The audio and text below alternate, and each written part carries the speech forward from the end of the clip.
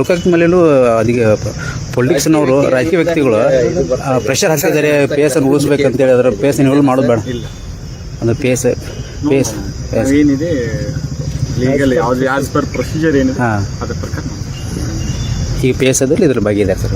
ಅದು ಏನಿದೆಲ್ಲ ನಾವು ಬಿಗಿನಿಂಗ್ ಪ್ರೊಸೀಜರ್ ಏನಿದೆ ಅದೇ ರೀತಿ ಮಾಡ್ತಿದ್ದೀವಿ. ಎಷ್ಟು ಹಣಕ್ಕಾಗಿ ಸರ್ ಎಷ್ಟು ಬೇಡಿಕೆ ಇಟ್ಟಿದೆ ಸರ್? ಎಷ್ಟು ತೊಗೊಳ್ತಾ ಇದ್ದೀರಿ ಸರ್ ಇವಾಗ? 1,70,000. 1,70,000. ಯಾವ ವಿಷಯಕ್ಕೆ ಸರ್?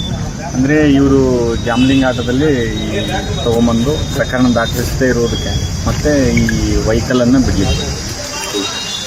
ಸರ್ ಇದೊಂದೇ ಪ್ರಕರಣ ಇದೆ ಸರ್? ಮೊದಲಿಂದ ಇವ್ರ ಮೇಲೆ ಭಟ್ಟಾಚಾರ ಅವರು ಭಾಳ ಕೇಳಿಬಿಡ್ತಿದ್ವಿ, ಅದು ಬೇರೆ ಏನು ಪ್ರಕರಣ ಇದೆ? ನಮಗೆ ಬಂದ ದೂರಿನ ಮೇಲೆ ನಾವು ಇದನ್ನು ಪ್ರಕರಣ ದಾಖಲಿಸ್ಕೊಂಡು ತನಿಖೆ ಮಾಡ್ತಿದ್ದೀವಿ.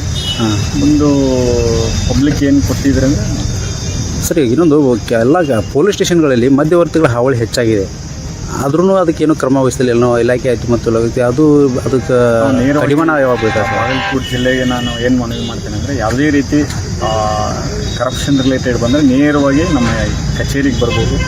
ನಮ್ಮ ಮೊಬೈಲ್ ನಂಬರ್ ಡಿಸ್ಪ್ಲೇ ಮಾಡಿದ್ದೀವಿ. ನಾವು ಪ್ರತಿ ಮಂತು ಪ್ರತಿಯೊಂದು ತಾಲೂಕಲ್ಲಿ ಪಬ್ಲಿಕ್ ಮೀಟಿಂಗ್ ಮಾಡ್ತೀವಿ, ಅಲ್ಲಿ ಕೂಡ ಹೇಳ್ಬೋದು. ನೇರವಾಗಿ ನನಗೆ ಕಾಲ್ ಮಾಡ್ಬೋದು, ಎನಿ ಟೈಮ್ ಮಾಡ್ಬೋದು.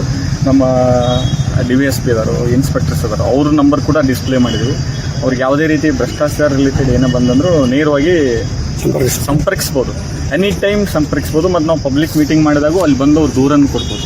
ಇಲ್ಲ ನಾವು ದೂರು ಕೊಡೋಕ್ಕಾಗಲ್ಲ, ನೇರವಾಗಿ ಮೀಟ್ ಆಗ್ತೇವೆ ಅಂದರೆ ನಾವು ಕಚೇರಿ ಟೈಮ್ ನಾವು ಈಗ ಬೆಳಗ್ಗೆ ಕೂಡ ಆಫ್ಟರ್ನೂನ್ ಕೂಡ ನಾವು ಕಚೇರಿಯಲ್ಲಿ ಈಗ